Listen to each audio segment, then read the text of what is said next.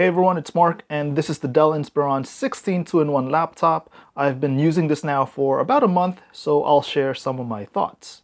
Since this is a 2-in-1, it means you can use it as a normal laptop or open the lid all the way to transform it into a huge tablet. The point is that you have a lot of ways to use this. This has a touchscreen as well and supports pen. This 2-in-1 form factor alone makes it stand out over standard laptop form factors like the MacBooks, for example. This 16-inch display has a 16:10 aspect ratio. This is huge. So if you need a big display for watching movies or just having space for multiple windows, this would be great for you. You can get it in full HD resolution or 4K. Going with full HD will get you more battery life, while the 4K screen will give you a sharper display, but will also cost a bit more. There's a pre-installed Dell Cinema Color app, which lets you quickly change the color profile of the display. I usually leave it on movie mode because it has the best color, saturation, and contrast to my eye. You can play around with these settings to get what you want. The animation preset looks good too, with lots of saturation if you're into that. This hinge is very stiff, which has pros and cons. What's great is that it won't wobble when you're using the laptop, the pen, or using the touchscreen.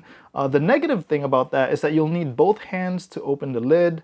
Speaking of the lid, when you open it, the base of the laptop raises up. I'm thinking this could be for more airflow for the fans, or maybe give you a more ergonomic angle for typing. I'm not sure, but I thought it was worth mentioning. On top of the display is a widescreen Full HD camera. It looks great for video calls, and I like the wider view. There's also a camera shutter if you want to physically cover the camera when not in use. The infrared camera for Windows Hello Face Unlock is available for configurations with the UHD display. So this is the widescreen Full HD camera on the Dell Inspiron 16 2-in-1. This is how it looks and sounds. I think this setup is great for video calls, but let me know what you think in the comments below. Testing 1 2 3, testing 1 2 3. The quick brown fox jumps over the lazy dog. Moving to the keyboard, it's spacious. I like the key travel and sound when typing. The layout is fine too.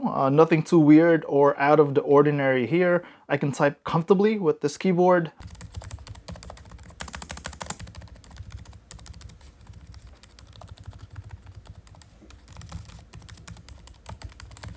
The top right corner has the fingerprint scanner as well as the power button.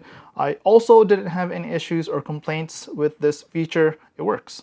On the left and right side of the keyboard are the speakers. There are also two downward facing speakers at the bottom. They're loud and sound solid. Movies and music sound great. No complaints here.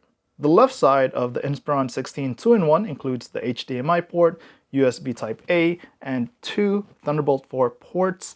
The right side has the audio jack, another USB Type-A port, and the SD card reader. I'm glad to see the HDMI port on this laptop because I know some offices still use that, but not a big fan of the USB Type-A port. I'd rather have an extra USB Type-C. The trackpad on this Inspiron is huge, so it's great for navigating around windows along with gestures. The whole palm rest area is also made of the same smooth glass-like material that feels great to touch.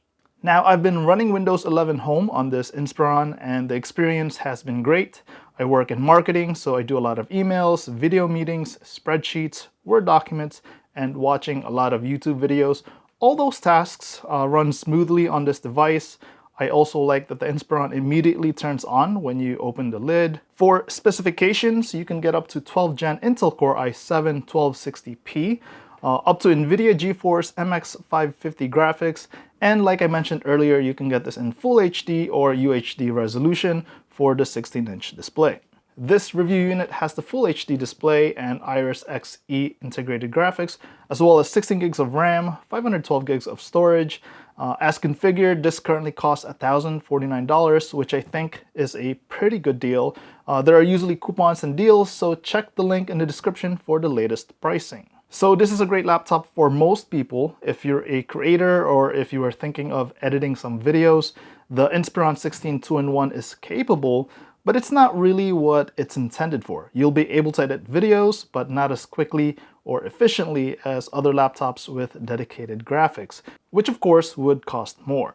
Now, I'm not a big fan of benchmarks since I prefer real-life usage and experience, but I know it's important to some people, so here are some of the benchmarks that I ran. Let me know if there are additional tests that you want to see.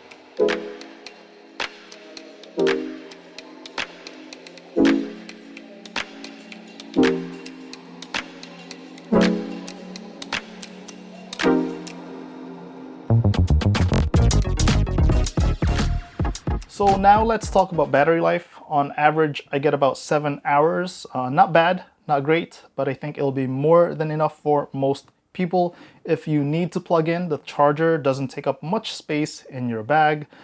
So how about the fan noise and heat? I barely hear the fans during my work hours.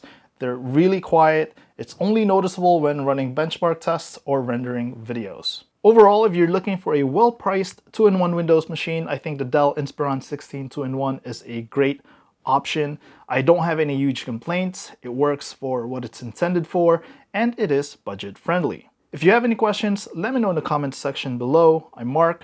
See you in the next video.